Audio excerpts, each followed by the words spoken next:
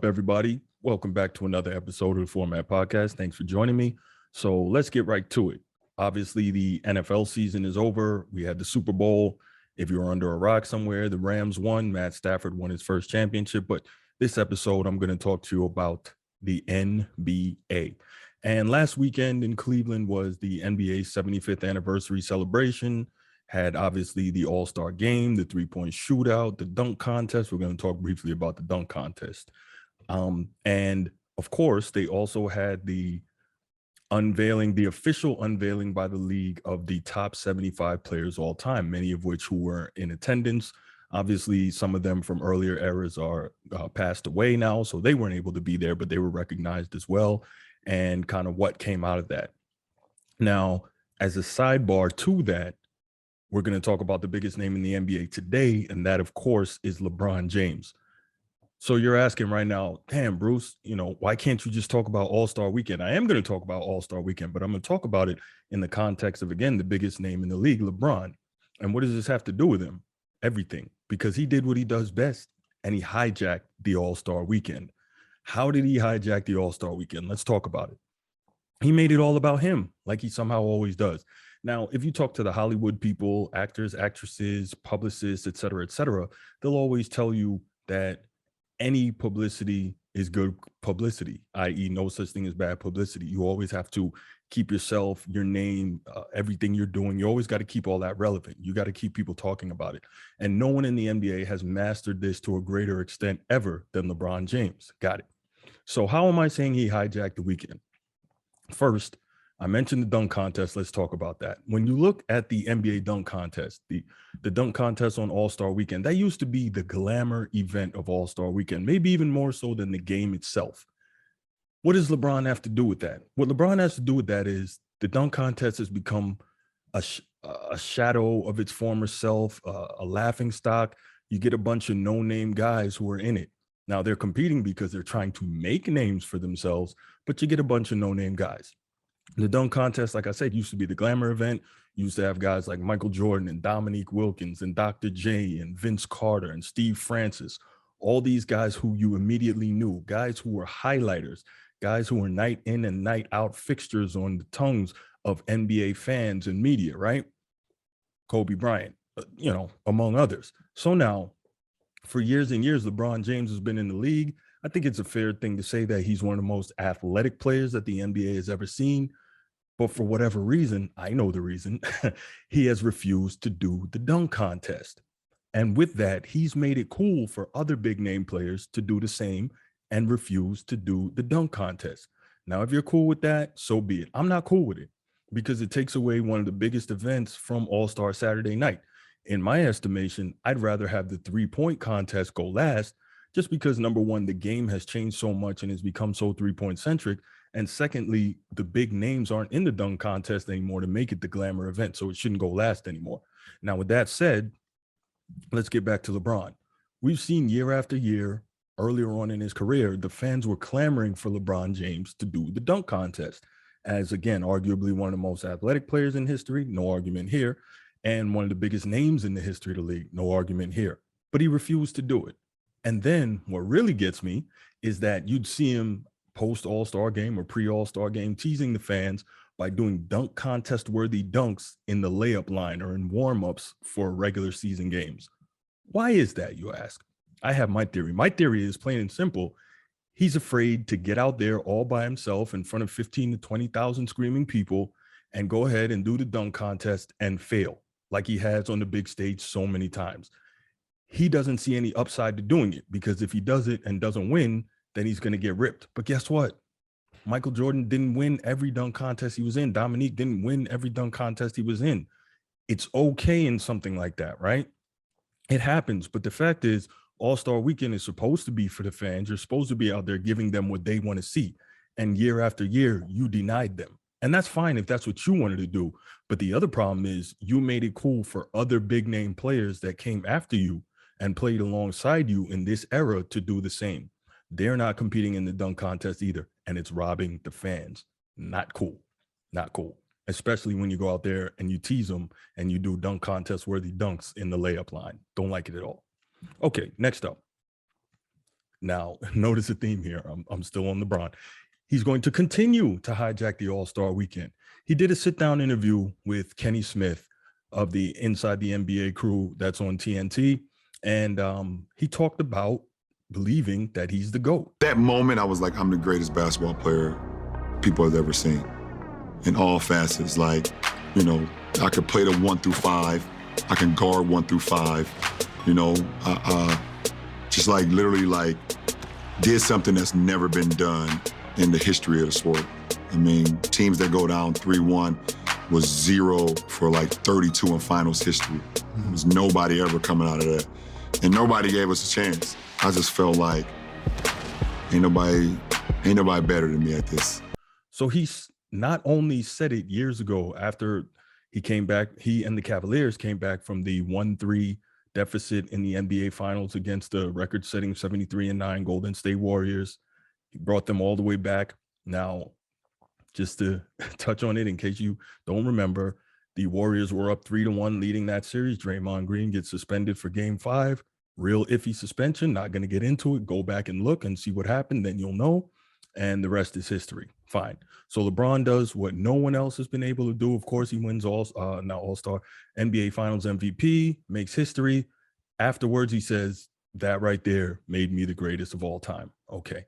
Now, he's had years to think on that, but clearly he believes it. He's been drinking his own Kool-Aid, because not only did he think on that, when he was asked about it again, he doubled down on it. And he expounded even more so about why he believes he's the greatest to ever do it. Now, hey, that's fine if you think so. Nick Wright also thinks so. Shannon Sharp thinks so. A lot of millennials and Generation Zs, they think so. And that's fine, because a lot of them don't have the reference point, didn't see earlier generations of the NBA, didn't see Michael Jordan in his prime, et cetera, et cetera. Okay, cool. But when you go out there and say that, let's think about this, right? If you're always begging for someone to tell you how great you are, you're probably not that guy. If you're that guy, you don't have to beg for it. They'll tell you. You don't have to be out there saying, remember after they won the bubble championship, the Lakers, I want my damn respect too. Well, if you were the GOAT, don't you think people would be giving you that respect? But there's a reason why it's not happening the way you think it should, because you're not that guy. All right, next reason LeBron hijacked the NBA All-Star game. So notice all this stuff he came out with right in time for the gathering of the greatest 75 players in NBA history, which of course he knew Michael Jordan was going to be involved with. Very interesting. Of course, he had to have the attention on him. But anyway, the next one is him talking about his future and his son, LeBron James Jr., aka Bronny. So LeBron basically says, and I'm paraphrasing here, the money doesn't matter. Anywhere my son is, I'm going to play with him. And basically, I'm going to hang around the league until I get to play with him. And wherever he is, that's where I'm going to be. Now, LeBron James is clearly on the way down.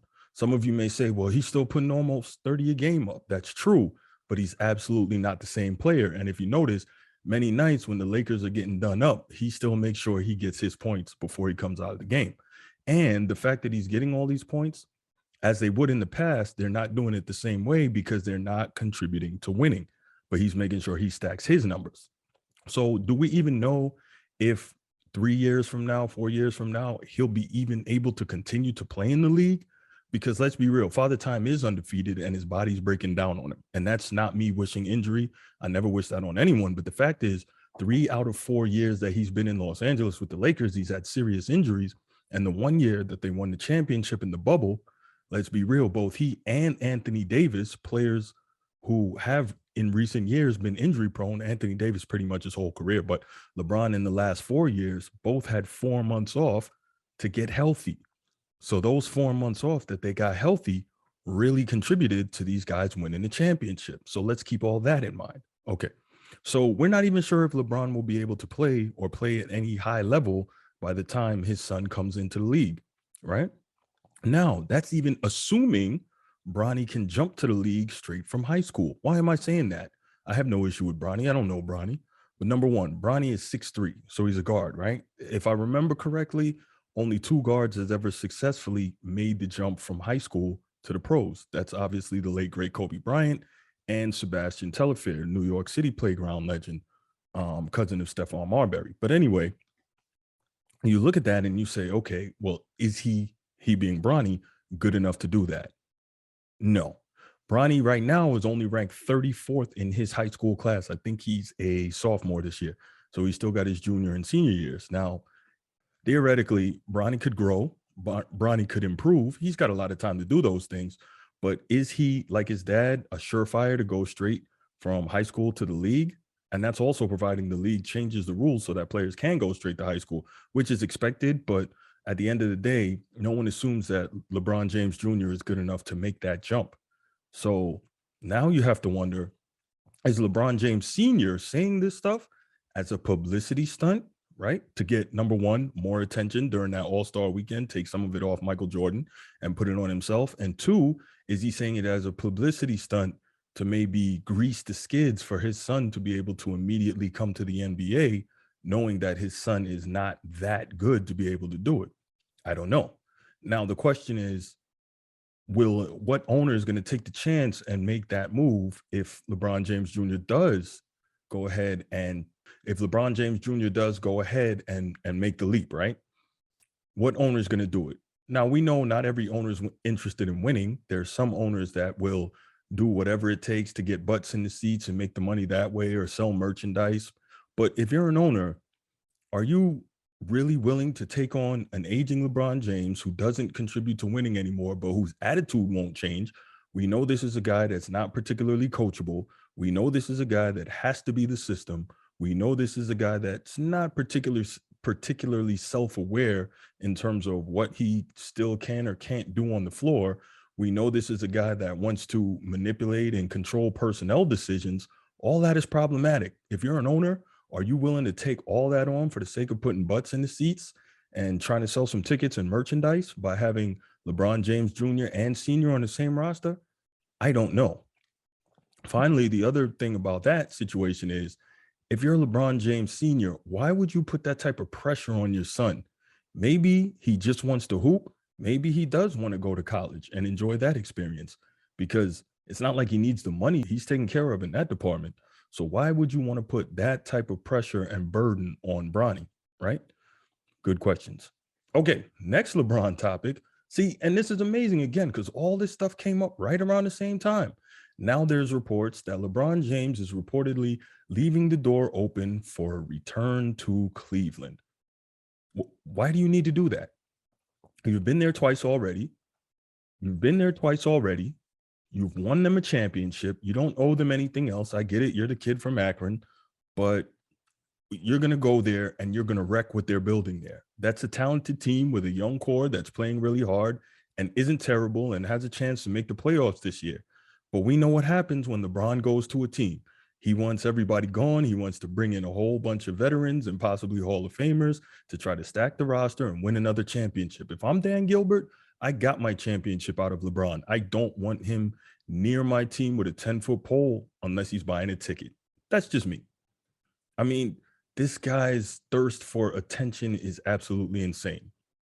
Okay, next topic. Now, this one happened a little bit before the All-Star break, obviously right around the trade deadline. So the reports are that Clutch Sports and LeBron James are upset with LA Lakers front office that they wouldn't trade Russell Westbrook for John Wall from Houston. Why would you be upset if you're Clutch Sports and LeBron James? You're the one that brought Russell Westbrook there. You did it. The deal wasn't on the table to bring Westbrook. It was to bring Buddy Hield from Sacramento. But you decided that you needed another Hall of Fame player, like always, because you never have enough help. You stacked the deck. You brought in Russell Westbrook. Now it's not working, and you want to get rid of him and bring in another guy. I really don't understand this. Dealing with LeBron is insane, because at the end of the day, he's going to do whatever he wants. And when it doesn't work out, it's always your fault. I've talked about this ad nauseum. I'm going to leave it there. Finally, the 75th anniversary of the NBA again was celebrated at the All-Star game. And all 75 of the recognized greatest players in NBA history were recognized and celebrated. And that was awesome to see. The funny thing, though, Michael Jordan, the guy that most people have as the GOAT, obviously not LeBron and Nick Wright and Shannon Sharp, was the last player introduced. I wonder why that is. And the funny thing about that is when he was the last introduced, he got the largest ovation of anybody. Isn't that funny? And now you see young players in the NBA who were there for the All-Star game and who were there for the appearance. They weren't even alive when Michael Jordan was dominating in the early to mid 90s, and they were clamoring to be around him, clamoring for photo ops, clamoring to shake his hand, clamoring to just talk to him, soak up the wisdom, maybe, get some of the greatness to rub off on him. They were all clamoring to be around him.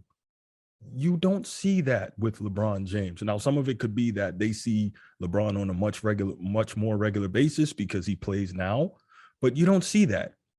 And as a quick side note, if you go on YouTube or you look it up and you read stories about it, the stories about Michael Jordan are almost Paul Bunyan-esque. They are mythical.